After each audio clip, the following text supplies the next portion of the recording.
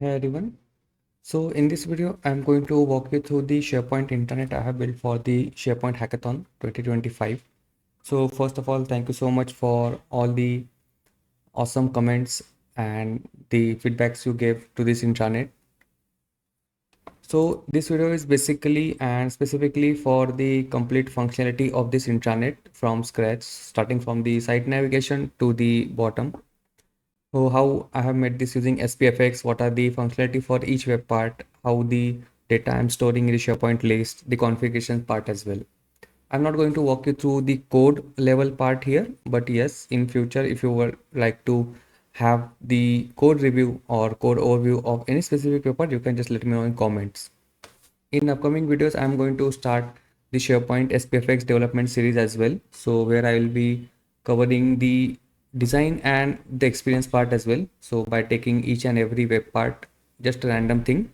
But yes, this is completely for beginner and for the advanced level people as well, so that they will get to know how to build the beautiful designs as well as the experience as well. So let's start with our intranet demo. So first of all, you can see the site navigation. So here you can see this is completely changed, and here I did not use any extension. So this is completely out of the box thing I have did. How you can do that? So what I did, I go to site setting, change the look section under headers.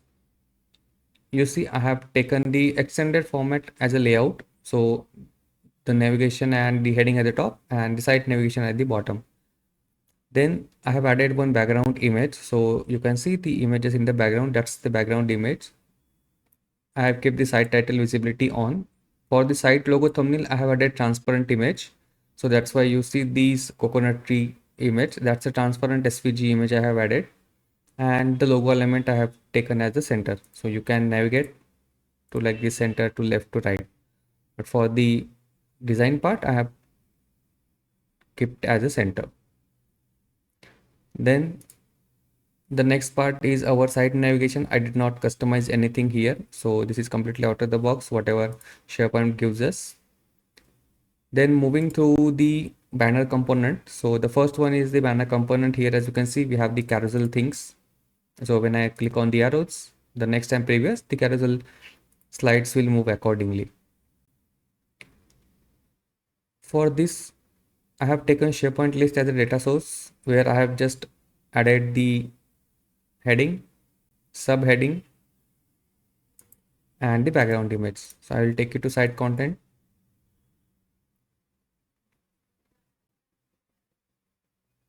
Here I have the list called as hero. You can see I have the column sequence, title, subheading, and background image, and the active one. So the sequence indicate which slide to show on which order. So that's why I have added a sequence, because sometimes what we want, we can add the new item, but we want that item to be appear in a specific order. That's why I've added sequence, and in my PNP.js, let's say SPFX, I have used the order by query to order the data according to the sequence. I have taken these active column as well because sometimes we don't want to delete the item entirely, but yes, we don't want to show it somewhere. So instead of deleting, I have choose the is active column. So it's a boolean yes no column, so that only active item will appear on the banner. So if I turn any off, then this item will not appear on the banner. Then I have added the background image and subheading. So this is just a simple list from which we are getting the data. Then let me walk you through the list configuration. Sorry, not list, so property pane configuration. So if I edit the web part, you see we have very few things. We have first the enter the list name. So let's say if you want to use this web part on another website, so that's why I make it configurable. Then here we have the settings called change sliders. So currently it's set to the 7 seconds. So after 7 seconds, the slider is gonna change. But yeah, you can customize it. So here we have the minimum 5 value and maximum 15. Then we have the animation type slide and fade. So what's the difference between that? So when I click on arrow, you see the slides transition from one slide to another like this. And if I click on fade, so you see the transition animation is different. So it's not going to be like sliding, but yeah, it's just fading, is in, is out. in a technical term we can say. So this is the animation type I gave. Then the second part is enable autoplay. So currently autoplay is set to this 15 seconds or whatever value you can configure here. But yeah, if I turn it off, then it's not going to rotate automatically. I have to manually click on this arrow to change the slides. So that's why I've given this configuration. The next part is enable navigation. If you would like to have the autoplay navigation and you don't want to show this arrow, what you can do, you can just turn it off. So the arrows will no longer display, and if I turn it on, the slides will automatically slide. But from a user perspective and user experience point of view, I will recommend you to always show the navigation thing because it allows user to interact it. Because if you can just drag and drop, it works. But as a developer person and who develop this web part, only those people will know that it works such a way. But from the user point of view, you should always add some kind of icons, some kind of things that user know, like when I click on it, something's going to happen. Then let's come to the resources part. So this is the, we can say the quick links, or we can say the quick tools, you can say. For this also, I have taken SharePoint list as a backend from where I am getting the data. I have taken the image and the title and the redirect URL. So whatever the title I have given, the title will appear here. So one thing you notice, so what this is my web part, but it's appearing on top of this banner web part. So how I did it? So what I did, I just play with the margin of that component. So I have added the component here. So let me show you what it's like to be a margin 0. So let's assume this is the component I've added, but from design point of view, what I want this to be on top of the banner. So I've just added the negative margin like this one. The thing I have make this configurable because sometimes it's based on the device. So let's say if you are on large screen, let's say currently I'm in a 2K screen. That's why you are seeing lots of white space and lots of vertical content here. But yeah, if you're in small screen, then the minus 135 margin will be too big for it. So these I make it configurable so that you can adjust it in your own device with. Then the next thing we have is news. So this data is coming from the SharePoint list as well. I have just taken the title, redirect URL, and the image column.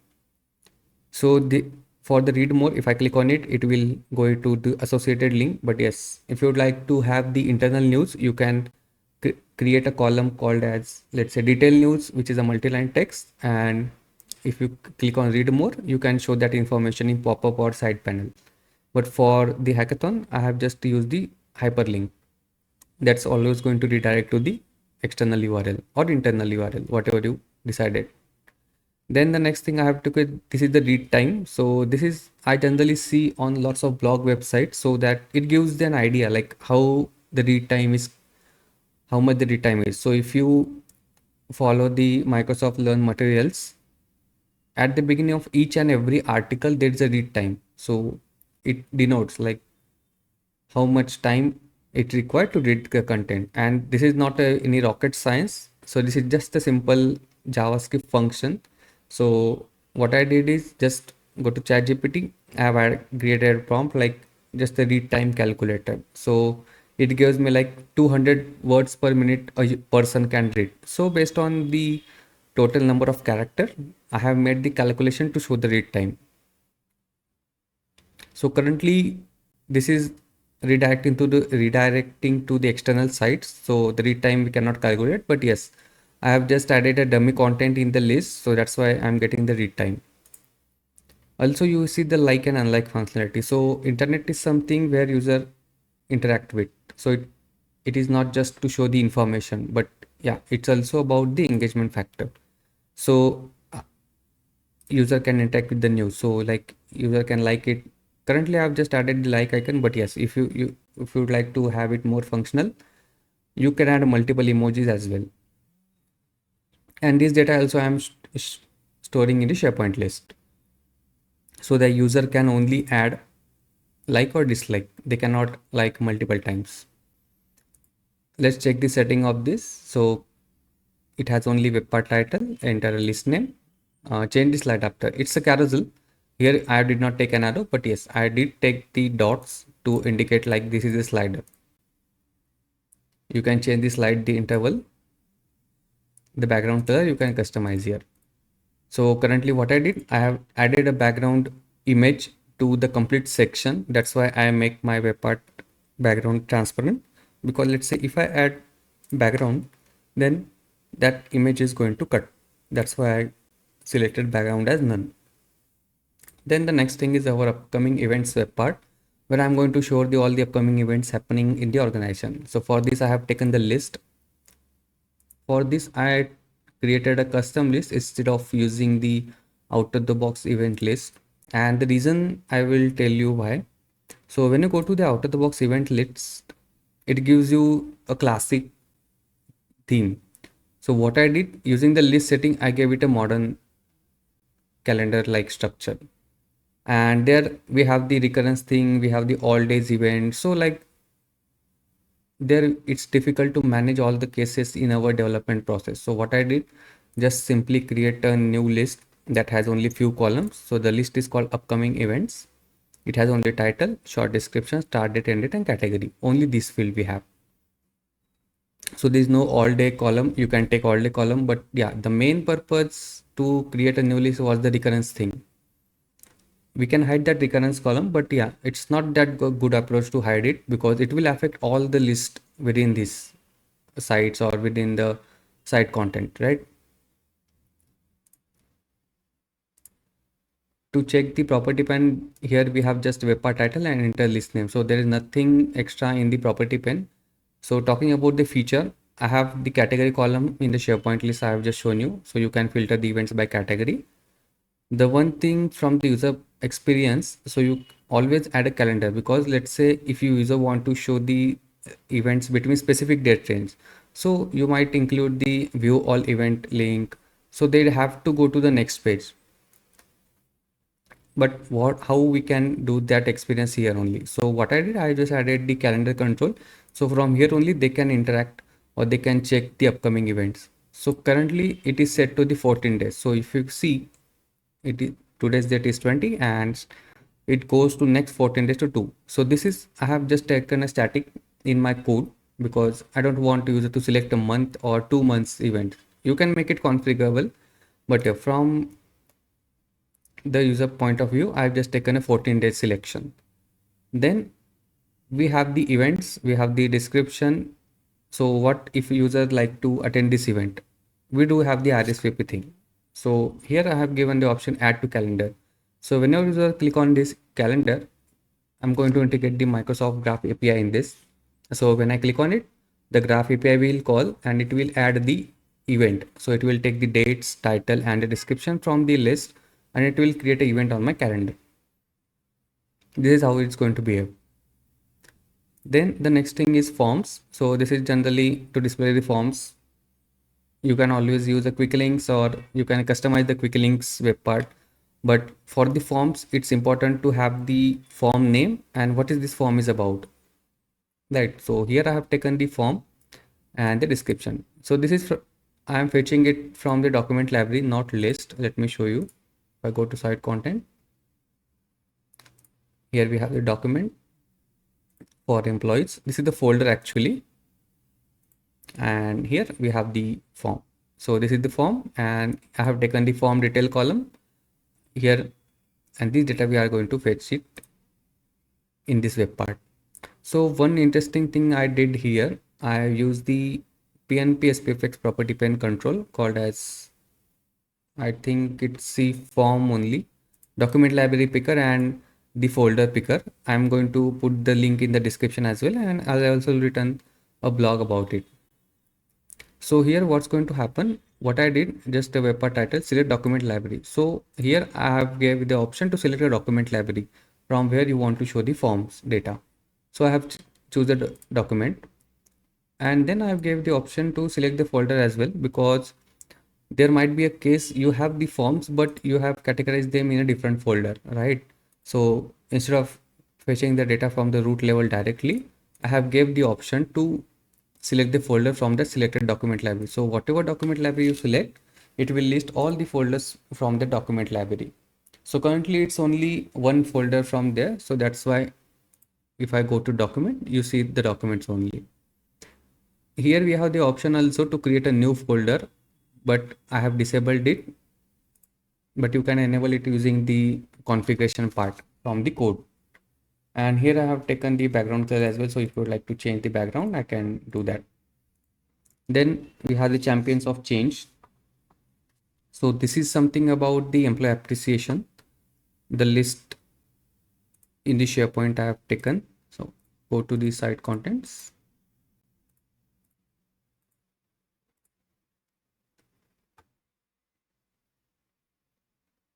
Here we have the list called Eco Champions. There we have the columns, sequence, employee name, job title, and picture. So you can take the people picker column as well, but as this is my developer tenant and I don't have any people profile setup, that's why I have took the all the static columns so that I can show you all the data. So this is the data I'm getting on. Okay, let me check. No, sorry, this is not the list. Champions option, this is the list. Actually, I have the same kind of web part at the bottom. That's why I got confused. This is champions of change. Here I have taken the employee name. Then we have the achievements, date of recognition, in which category it got recognized, and also till which date we have to show this item. So after this date, so let's say mine was configured till 15th of March, let's say, then it will not show on the web part. Then we have the data for the micros configured for 22nd of March. Then after that date, it's not going to show this. So currently you can see only two data are there, one for Jessica and one for Mike. Mine is not showing because it is expired on the 15th March. So I think 5 days before, right? Then here we have the also interaction part. You can like, unlike it. And you can see the list structure as the property pane fields, similar kind of news. We have the slider change, autoplay enable or disable, and the option to change the background color. Then we have the web part called ideas pool. Here employees will submit their idea, people will upvote their ideas. So this is an interesting web part I have taken, and the inspiration is from the Stack Overflow. Obviously, as a developer, we spent entire day on Stack Overflow. So this web part I think is very important for any organization where we can take the ideas. So it is kind of engagement factor. So called as ideas pool, where employees will submit their idea. Here I will say all the ideas submitted by other users. So if you like the idea, you can just click on arrow. So it will upvote, and whenever the ideas count will increases or decreases, it will change its position automatically. So let's say this is 6 and this is 9. So this idea will get 12 vote, let's say. So it will come at top and the 9 will below that. So this kind of way it goes. So you know whatever the idea is showing and the top places or the leftmost corner are the highest rated. Then after that we have the green tips. So this is the web part to show the green tips for the people. So how we can save the environments. Let's say for now I have just taken few data like switch to LED lights, then reusable bags we should use, paperless, everything. Then this is the web part called matrix. I have just used the static information here. So you can customize all these things. So matrix is something like I have just wanted to showcase some numerical data. So this is something I have used. Then we have the feedback section, because you build an intranet or is there any issue employees is facing, they can give the feedback here. So this is the really important web part you should always use in all intranet, because intranet is about the people only, and if you don't hear their feedbacks, how well your intranet is performing, what are the pain points in your intranet, then you are not going to improve that one. So this is the main important thing you should always include. Then the last one is our mission and vision. So this is also an important factor. So every employee should know what is the mission and vision of their organization. So it's not just about to display and the showcasing purpose. But yes, if they visit this, they read this, yeah, they will get to know what's the actual mission and vision of the company. Then we have the AI analysis section. So here we have got the feedback. Obviously, in the background, there are a team of people who are analyzing this feedback. But let's say, what if employee wants to know how others thinks about their intranet? We cannot directly tell them to go to list and read each and every feedback. What if there are thousands of feedback is there, right? So what I did using AI, so this is the Gemini I used. Using the AI, I have taken the latest 15 feedbacks or latest 15 or 20 feedbacks we can take. I'm analyzing it using AI and giving a concise summary of it. So 10 out of 5 employees will give positive feedback, out of them give negative feedback, or some of the mixed feedback. So every feedback is important so that other employees also know what other people thinks about this intranet, right? So this feedback I'm going to display here. So let me share the list structure. There is nothing extra I have taken except title column, which is the out of the box column, by the way. So here we have the list called feedbacks. So just a title column. And the thing is, we don't have to get the complete data. That's why I have mentioned I have taken the last 15 days or last 20 days data, because we are not going to take the data from the very first item, right? Because there might be a cases like improvement has been made after some feedback, right? So we have to get the latest data only instead of putting the whole data from the list. And this is the important factor. AI label is always necessary whenever you are integrating AI in your every system. It's not specifically about internet, but yes, every application you integrate AI, you should always add a label that this summary generated by AI or the content is generated by AI. Because even though AI will give you 100% accuracy, we are not gonna rely on it, right? Because we don't know how AI will behave sometimes. So this is always important. You should always add a label whenever you are using AI. And this is about the standard process as well. Microsoft also recommends whenever we are submitting any application on the app source that specifically uses AI, always mention AI label. And the last one we have meet our eco champion. The list I have showcased the eco champions, that it just has the static columns and the picture column. So from this I'm getting the data.